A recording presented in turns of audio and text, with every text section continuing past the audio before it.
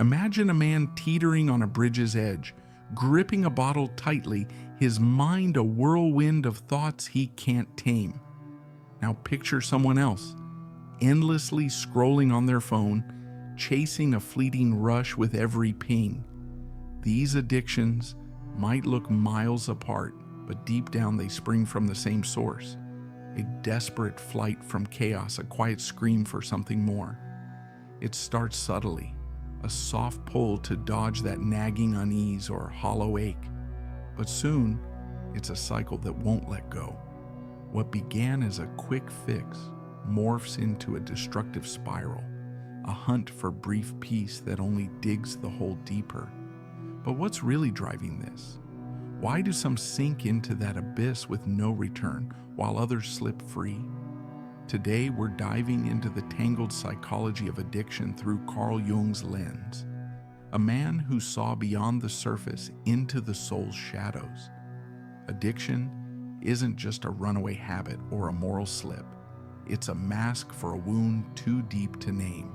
You're not chasing the drink or the screen for kicks. You're running from a void, a pain that hums beneath your awareness. Maybe it's an echo of a lost childhood, a loneliness you can't shake, or a purpose that's drifted out of sight. Whatever it is, it's buried.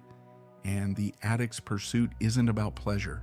It's about piecing themselves back together, even if it tears them apart. This isn't about pointing fingers. It's about peeling back the layers. Addiction's not the villain. It's a signal, a flicker from the dark begging to be heard.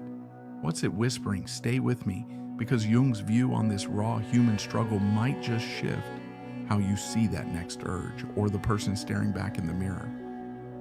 Have you ever stopped to wonder why some folks tumble headfirst into addiction's grip, no way out in sight, while others somehow sidestep the pull?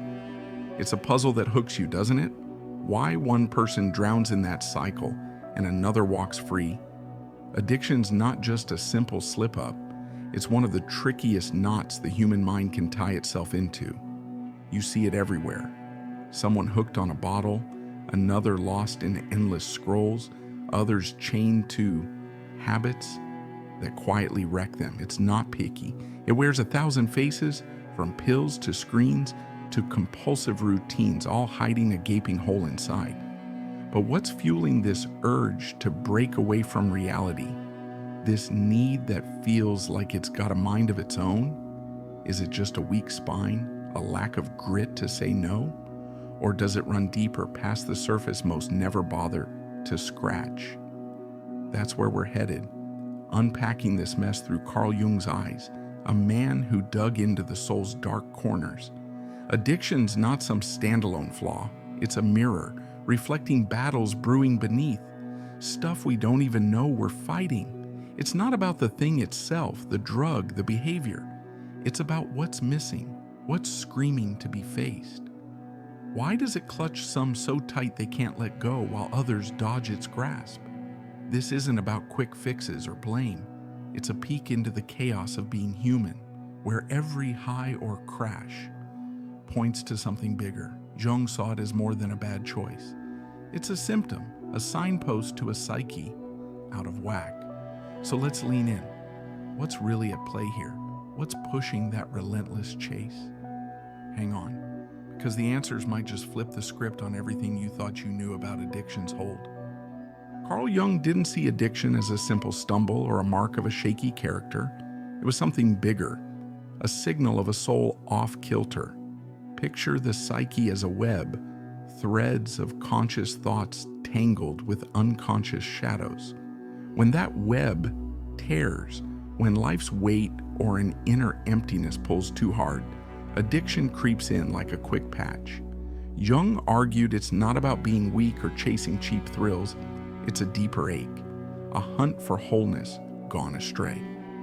The addict isn't just hooked on a substance or a fix. They're dodging something raw, a pain they can't face head on. Maybe it's a life that feels pointless, a cutoff from emotions they've buried, or parts of themselves they've never owned up to. To Jung, it's a dodge from reality, a retreat into bottles or habits when stress, grief, or a quiet crisis hits too close. But here's the catch: that escape's a ghost. It teases relief, a moment of calm, yet it never sticks. Coming back to the real world stings worse every time, tightening the loop.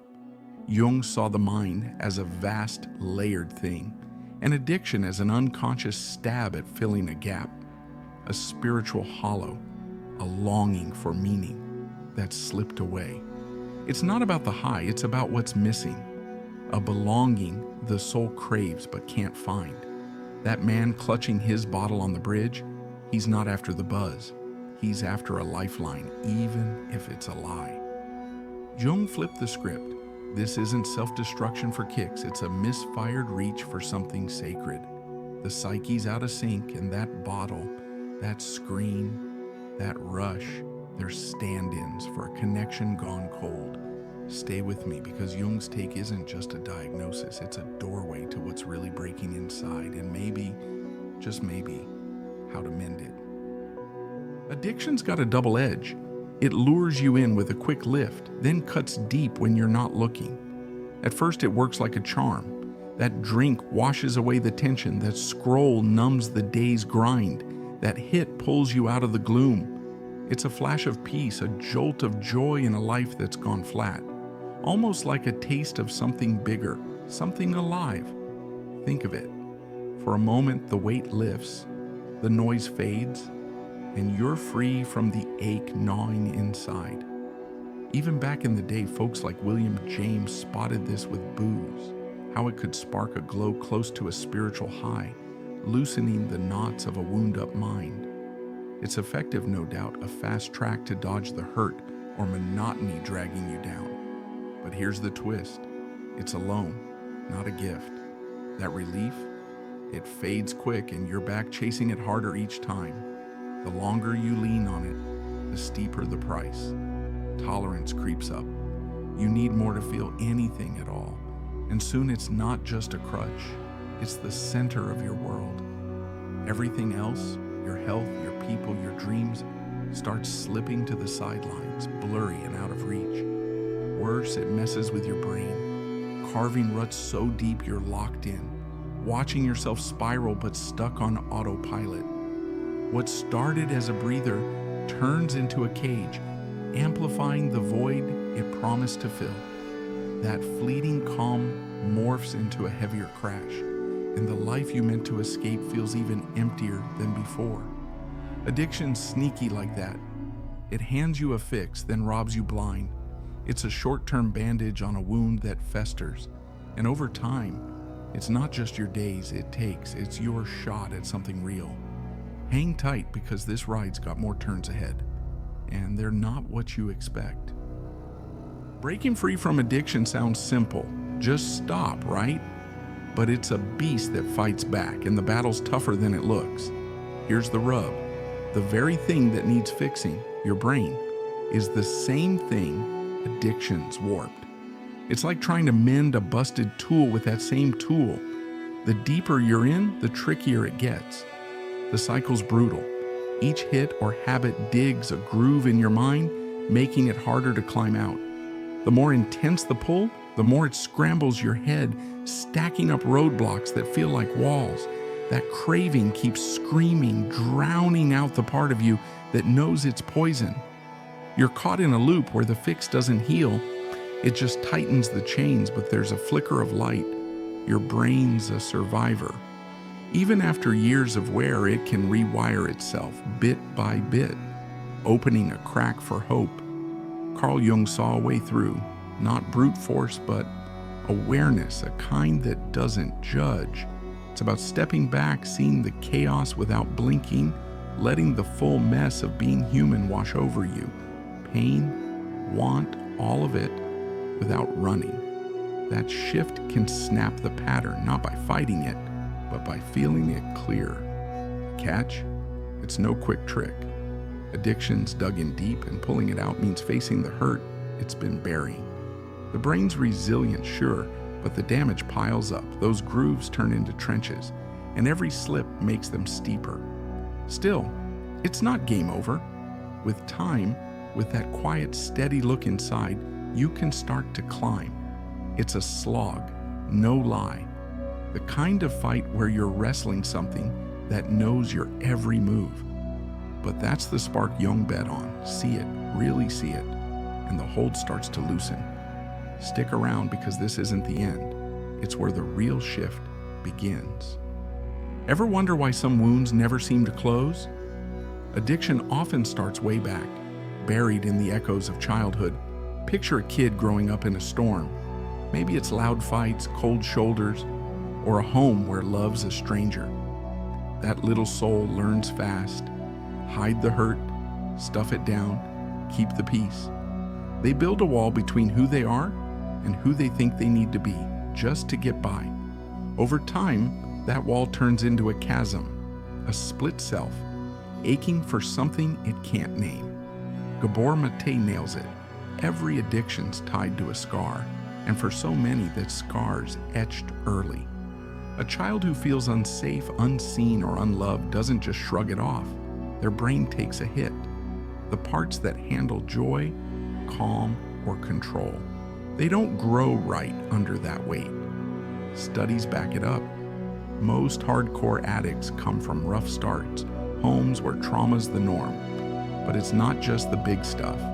Even a parent who's there but checked out, too stressed or numb to connect, leaves a mark. That kid rocks themselves to sleep, sucks their thumb, anything to soothe the sting of being alone. Fast forward and that ache doesn't fade, it festers. As adults, they carry it, a void screaming to be filled. Addiction steps in like a twisted fix, a way to numb that old pain or dodge the loneliness still clawing at them. Mate's seen it firsthand. A guy hooked since his teens, saying he's just trying to plug a hole. Boredom, drift, a life without anchor. It's not about the high. It's about dodging the low that's been there since day one. That man on the bridge? Maybe he's running from a past that never let him breathe. Childhood's where the seeds get sown, unseen cracks that addiction pours into later. Dig into that and you'll see, it's not choice. It's survival gone off track. Why is addiction popping up everywhere, even where life looks plush? It's not just personal scars. Society's got a hand in this mess. Step back and look. Despite all our tech, medicine, and shiny toys, people are lonelier than ever. They're cut off from themselves, from each other, from anything that feels real. That's the perfect storm for addiction to take root. Gabor Mate calls it out. Our culture's soaked in a hollow vibe, a spiritual black hole we're all scrambling to fill. It's not just the addict who feels it. We're all scraping by, chasing stuff to dodge the emptiness. Consumerism's the name of the game. Buy more, scroll more, binge more, like that'll plug the gap. Social media, endless shows, gadgets galore. They're escapes, quick hits to numb the gnawing sense that something's off. Mate says it's no shock so many turn to drugs or habits when the world's a mess. Abusive homes, cold connections, a future that looks bleak. But here's the kicker. Even folks with solid childhoods aren't safe. Society's pushing a script, conform, consume, keep up, and it's wearing us thin. Back in Rome's fall, people drowned in pleasure to dodge a crumbling world. Today we're self-medicating against a culture that's lost its soul. Carl Jung saw it too. When we ditch the spirit for stuff, addiction sneaks in as a fake fix. It's not irrational. It works, at least for a bit. That hit, that scroll, it quiets the dread, lifts the fog of a life gone stale. But it's a trap. The more we lean on it, the emptier we get.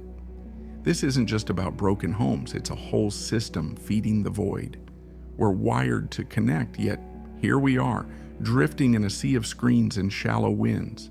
That's the soil addiction grows in, a world that starves what matters most. Keep watching. This tangle's about to get clearer. Carl Jung had a sharp take. You don't beat addiction by wrestling it down, you start by waking up. Without that inward glance, you're stuck, doomed to loop through the same ruts, blind to what's driving them. It's simple but brutal. First, you've got to see it. Admit the grip it's got and feel the weight it's piling on your life. That's where the shift kicks off. Jung called addiction a dodge, a flimsy cover for a deeper ache, and breaking free means peeling it back. You're not just quitting a habit, you're digging into why it's there. What's the pain it's hiding? Reflection's the key. Without it, you're lost. No clue about the roots twisting your thoughts. Jung saw the psyche as a maze, layers of buried stuff, symbols of hurt tucked away until you dare to look. Addiction's one of those symbols, a sign of shadows you haven't faced. Start asking, what's this covering up? Loneliness, a life gone adrift? That's the path to what he called individuation, a fancy word for pulling all your pieces together, the good and the ugly, into something whole. It's not a picnic. Staring down those dark corners stings, but it's the unlock, seeing the mess without flinching, owning it, learning what it's got to say. Take an alcoholic. They might spot the bottle as a shield against feeling alone, a purpose that's vanished. It's not about the drink, it's what it stands for, a wall against the hurt. Once you get that, you can swap it out. Find better ways to face the sting. Jung's bet was big. Shine a light on the shadows, and the cycle cracks. It's slow, messy, a haul through denial and old ghosts. But that's the magic. Awareness isn't just a step, it's the door to freedom, a shot at stitching your soul back up. Keep going. This is where the real work starts. Beating addiction isn't a solo gig. You can't just grit your teeth and white-knuckle it alone. Carl Jung got it. We're wired for connection, and the psyche doesn't heal in a vacuum. That's where community steps in, a lifeline to pull you back from the edge. Addiction thrives in isolation. Shame, fear, or just a feeling like no one gets it can lock you in tight. But flip that. Surround yourself with people who see you, and the grip starts to slip. It's not about fixing you. It's about holding space. Friends, family, or even strangers in a support group who've walked the same road. Jung saw the soul shaped by ties, personal and beyond. And when those ties fray, addiction fills the gap. Rebuilding them? That's the game changer. Think of it. A circle where you're heard, not judged, where the weight's shared. Gabor Mate backs this up. People don't mend in a cage of blame. They need understanding, a nudge to face what's eating them. Groups like AA or a tight crew can do that, offering a mirror without the sting. It's not fluffy stuff. The simple act of spilling your story, hearing theirs, stitches you back into something bigger. That belonging cuts through the loneliness addiction feeds on. But here's the catch. Not every tie helps. Some drag you back, old pals or places that spark the itch. Jung's individuation means picking who lifts you up, ditching what pulls you down. Community's not just a warm hug, it's a shield, a reminder you're not alone in the dark. Mate's seen it. Healing stronger with others in your corner, easing the load so you can breathe, reflect, grow. It's a slow rebuild, stepping back into the world, finding your spot. Stay tuned, because this isn't the finish line. It's the backbone for what's next. Here's the bombshell. Addiction's not the bad guy. It's a flare in the dark, a sign something's off. Carl Jung pegged it as a twisted grab for something bigger, a soul itching for meaning, chasing highs to mimic a connection it's lost. It's not the enemy. It's a messenger yelling that your psyche's out of whack. That man on the bridge, bottle in hand, he's not just after a buzz, he's screaming for a lifeline, a wholeness he can't find. Jung saw it. We're drawn to awe, to belonging. And when that's gone, we clutch at shadows, booze, screens, whatever promises a spark. But it's a fake out, a stand-in that leaves you emptier. Gabor Mate chimes in. It's not about the fix, It's about the hurt driving it. Addiction's a signal. Pain, disconnection, a call to wake up. The real kicker, control won't cut it. The way out is tying back in, to yourself, to others, to something that matters. Jung's fix was shining a light on the mess, facing those buried bits to stitch your soul whole. Mate says ditch the shame, meet it with heart, sit with the ache, let it teach you. That's the shift. Pain's not here to break you, it's pointing where you're split. Healing's no sprint, it's small moves like talking it out, scribbling thoughts, finding a crew that gets it. Addiction's a cry to stop running, to look at what's been dodged too long. Jung called it making the dark conscious, not dodging shadows but owning them. Mate's right there. It's reclaiming what you've lost, stepping into the raw and real. This isn't the end. It's a start, a chance to flip the script. So, what's it telling you? That next pull, that urge, it's not the story's close. It's a nudge to rise, to reconnect, to live fuller than the void ever let you.